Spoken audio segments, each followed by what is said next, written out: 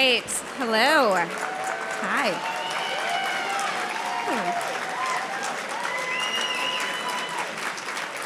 Thank you. I've done nothing so far. So I have been asked to come on later, midway through your meal, and attempt to entertain you, which is probably the worst slot in the WITA dinner, given that I'm standing between you and the after party. But right now, I am here to introduce somebody very special. I'm here to introduce Senator Coons, who will be awarding this year's Congressional Leadership Award, and he is last year's recipient. I think that if I were to survey everyone in this room and ask them who their favorite member of Congress was, I'm not asking you to do that now, but I am pretty sure that Senator Coons would be top of the list for many, many, many people in this room for his bipartisanship, his leadership on trade, his commitment to trade in the continent of Africa, to IP protection, and I understand also to his interest in the chicken trade. So I will let him take over from here. Thank you.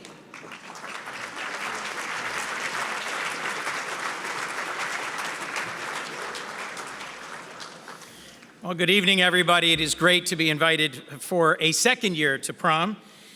This year I feel at home. I was just in Colorado last weekend at Aspen, and this coming weekend I'll be in Colorado as my son starts medical school, and the Western theme made me feel right at home. And Carla, as I sat down next to Michael, I looked at him and I said, wow, Rick Hills was my moot court partner. And he goes, Rick Hills was my high school classmate. So it was a delight and a blessing to see you speaking about Fred Smith. It's great to see you. And to Senator Crapo, congratulations for everything you've done and for your remarkable leadership. Please give Senator Crapo another round of applause for his great work.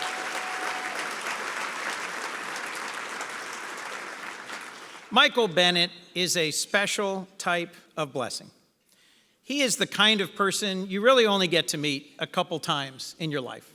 And when I first met him at law school, when I first got to hear him and see him engaging and acting both at Yale and then here in the Senate, I knew I'd been blessed to meet a very deep, caring, bright, capable person.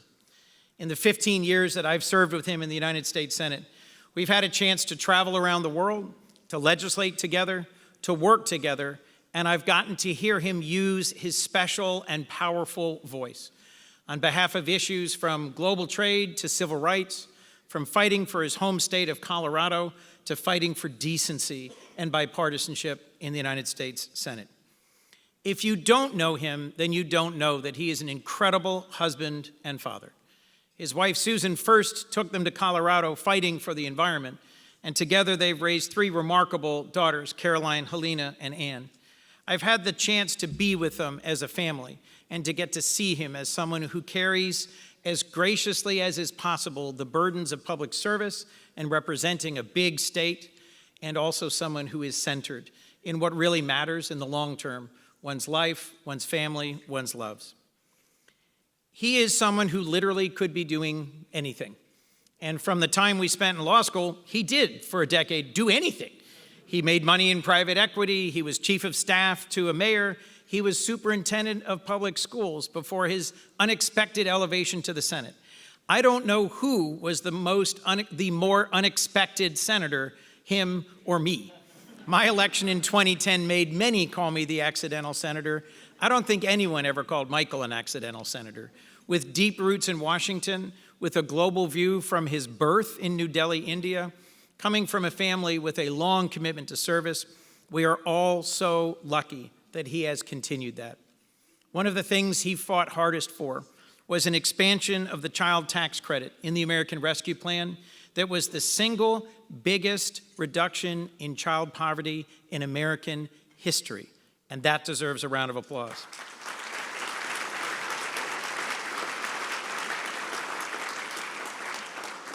I've heard him lace into my caucus when speaking about one of the most important civil rights issues of our age, which is gross inequality in access to educational opportunity. Something rooted in his passions and his values, but also in his experience as a superintendent of schools in a district where he worked so tirelessly to make a difference. He cares about the things that impact the lives of working class families, and he's legislated through things like the No Surprises Act that protected Americans from surprise medical bills. He fought for public lands and natural resources. He stood up for support for Ukraine, and he's been a champion of trade. He's been one of the lead and most important co-sponsors of the Americas Act with the senator from Louisiana, whose name just eludes me right now. Thank you very much, Dr. Cassidy. Can you tell I've traveled a little too much in the last 72 hours? And he's led the fight against tariffs in the United States Senate. So, in short, it was my honor to have the opportunity to receive this award at this dinner last year. I cannot think of a colleague in my caucus more deserving of this award this year or any year, more than I ever have been, than this remarkable, talented, soulful man. I can't conclude without making just a brief reference to the fact that USAID used to inhabit the space on the other side of this building, an agency his father led decades ago. The legacy of his father's leadership under the Carter presidency and of his service here in the United States Senate, from his birth to his future, is an understanding that our world is safer and stronger when we are all connected together, whether by development or trade, whether by a common commitment to free enterprise and free speech, or whether by a common commitment to optimism, hope, and making the world a better place. I can't think of a better honoree for the Congressional Leadership Award than my friend and a friend of progress and trade everywhere, the fantastic and talented Senator Michael Bennet of Colorado.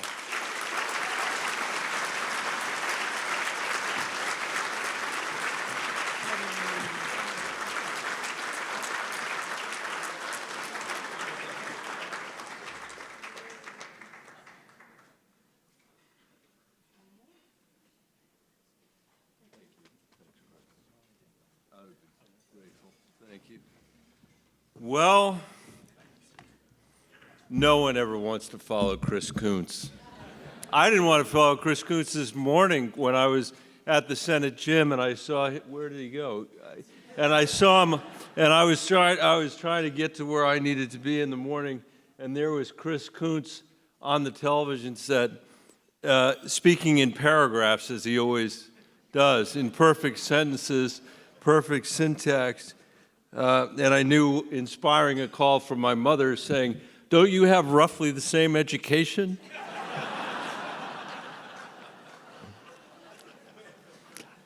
It's a great pleasure to be here tonight with Chairman Crapo, who has done an amazing job in a difficult time as chair of the Finance Committee. And one of the great privileges of being on that committee is serving under his leadership. So I want to congratulate him and thank him for that.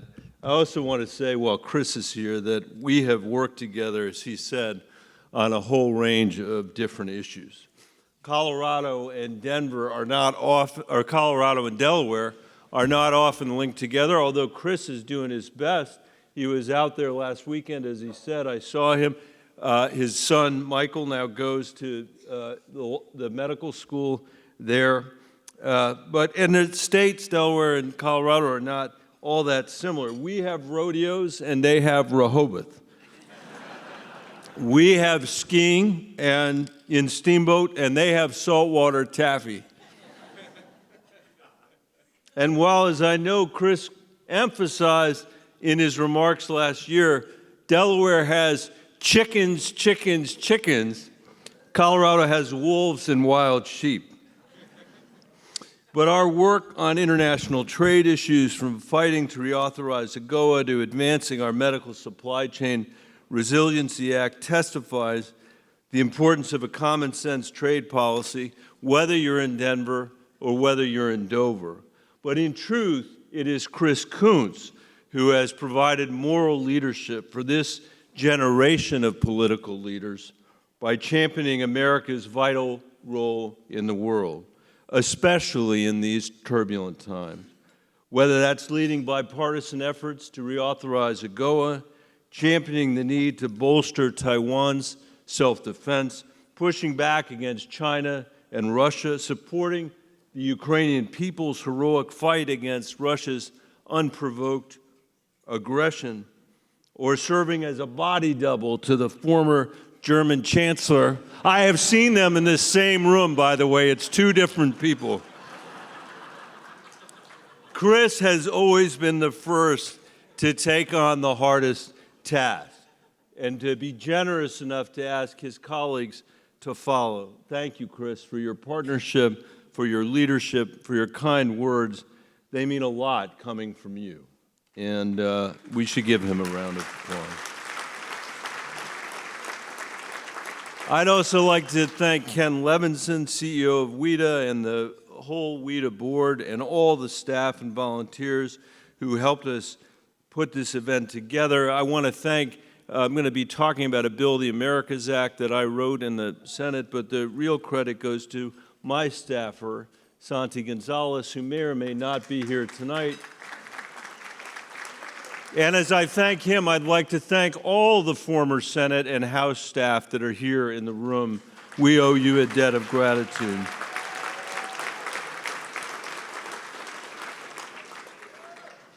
I don't often say this in D.C., but as Chris mentioned on the Western theme, the cowboy hats in the audience makes me feel quite at home.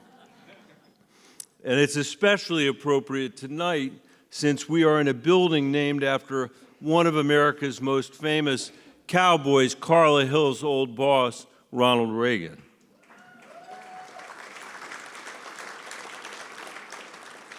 By the way, it is true, Chris said, my dad ran AID for 2 years in the Carter administration before Ronald Reagan was elected president. And the 2 years before that, he was Assistant Secretary of State for Congressional Relations when Jimmy Carter sold the Senate on the Panama Canal Treaty. So my poor expired father seems to have done something that Donald Trump does not appreciate. Anyway, it's wonderful to remember him and his legacy tonight. Then he went and became president of National Public Radio, so do the math.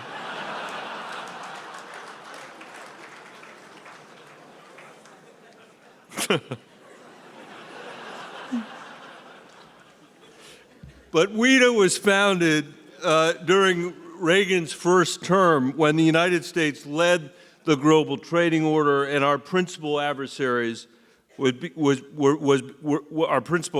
was beginning to collapse under its own contradiction. That is when, notwithstanding my party affiliation, that I had a Reagan-era bedtime for Brezhnev poster on the wall of my room. A poster on which Ronald Reagan, in a cowboy hat,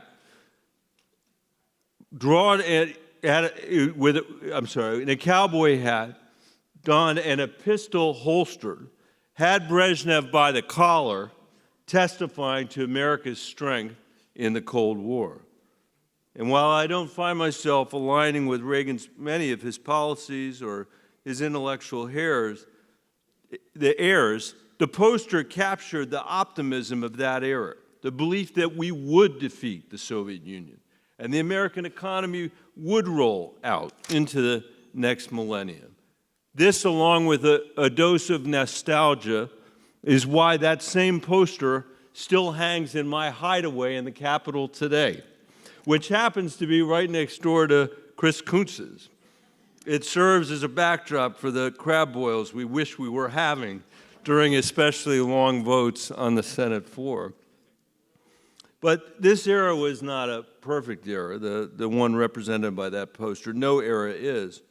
But within the better part of a decade and into the 1990s, we worked with our allies and many of our former adversaries to open up the world, not only to goods, but to fundamental ideas and values like democracy and freedom.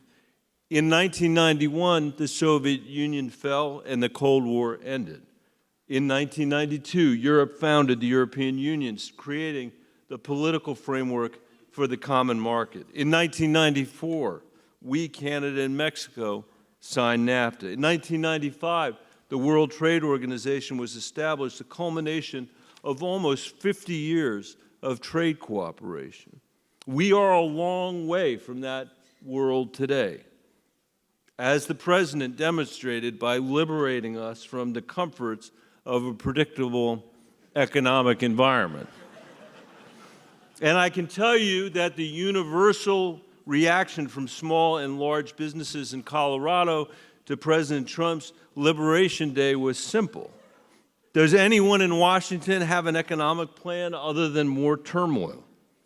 Back in Colorado, the pain is very real. Because of the president's global tariff war, businesses are delaying capital investments, stockpiling inventory, and cutting payroll.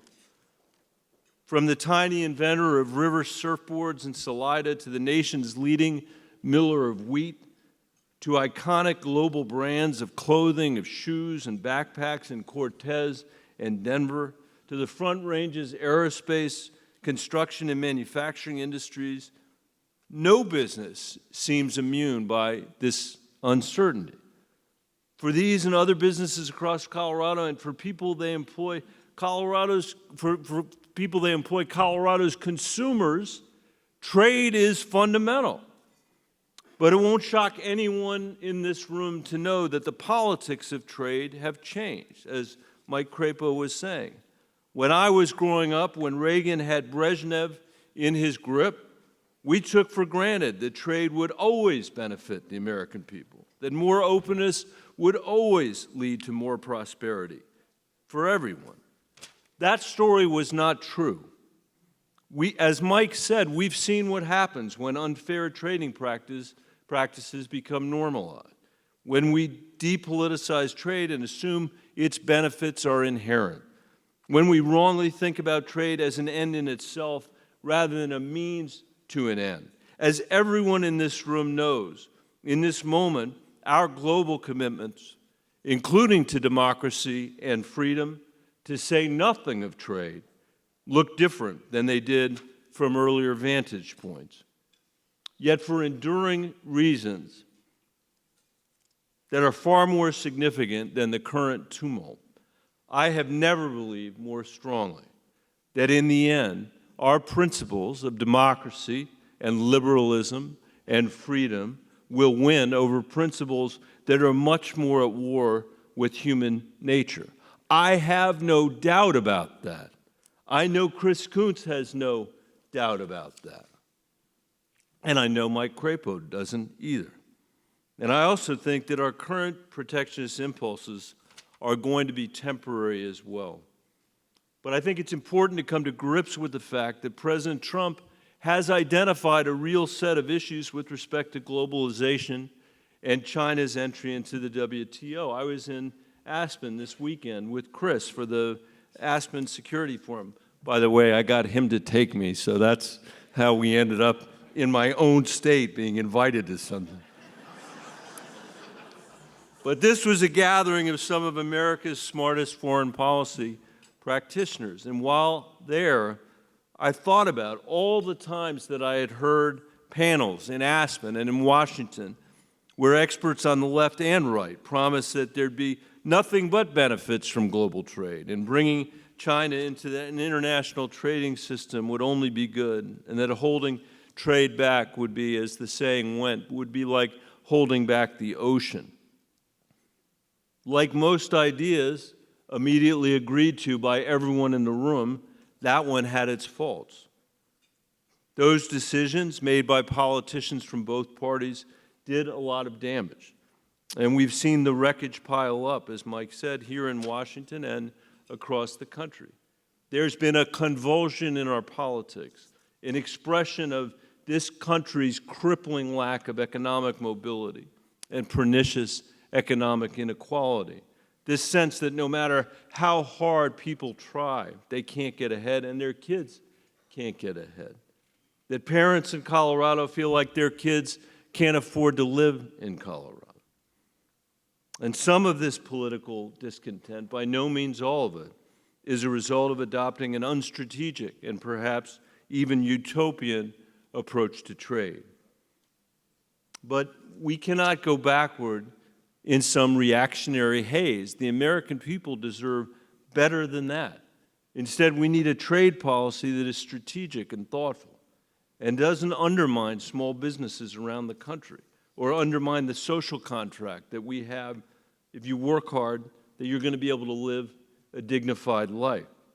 When we approach trade from this vantage point, it becomes clear that working with our neighbors is how we forge a better future here at home, how we can bring critical industries and jobs back to our hemisphere. So a few years ago, I sat with my friend, whose name I know, Senator Cassidy. It's because I'm reading it, otherwise I wouldn't have any idea who it was. And I thought, there is a better and more bipartisan way. We have to offer a positive vision of trade that creates opportunities for economic mobility, secures critical supply chains, and invests in the American people. And that is the Americas Act. This bill, which we introduced last Congress and which we will introduce again soon, will bolster mutually beneficial trade, job creation, and regional stability. It is the only major economic plan in Washington to counter China's growing geopolitical and economic power in the Western Hemisphere. And it's a bill that Coloradans embrace. They understand that Americans share more than a hemisphere, that we share a common history, economy, and a destiny that we all have to write together. They understand that to compete in the 21st century with China's 1.4 billion people, the United States can't go it alone with 340 million. We have a lot going for us, to be sure, but we can't simply build walls and tariff our way to prosperity. The Americas Act is our opportunity for Washington to renew our partnerships across Latin America and the Caribbean to create shared growth while embracing our values and our shared struggle for democracy and prosperity. The American people do not want to send high-quality jobs abroad, but they do want to trade with our partners. Improved trade with our neighbors makes more intrinsic sense than trade with far-off partners, which is why the Americas Act is so easy to talk about at home. We have no closer partners than those in our own neighborhood. I don't pretend to have all the answers, neither does Mike or Chris. And on international trade, even within this agreeable Western saloon, I know there are plenty of disagreements. But I think the Americas Act would be a pretty good place to start. Reinvesting in our hemisphere, bolstering the economic and national security of our allies and our partners, and ensuring we no longer rely on our principled adversary for essential goods, building a brighter future for our kids and for our grandkids. I want to thank the WITA board for this award very much, and I look forward to working with all of you as we pursue a comprehensive vision for 21st century trade that leaves no one behind. Thank you for having me tonight.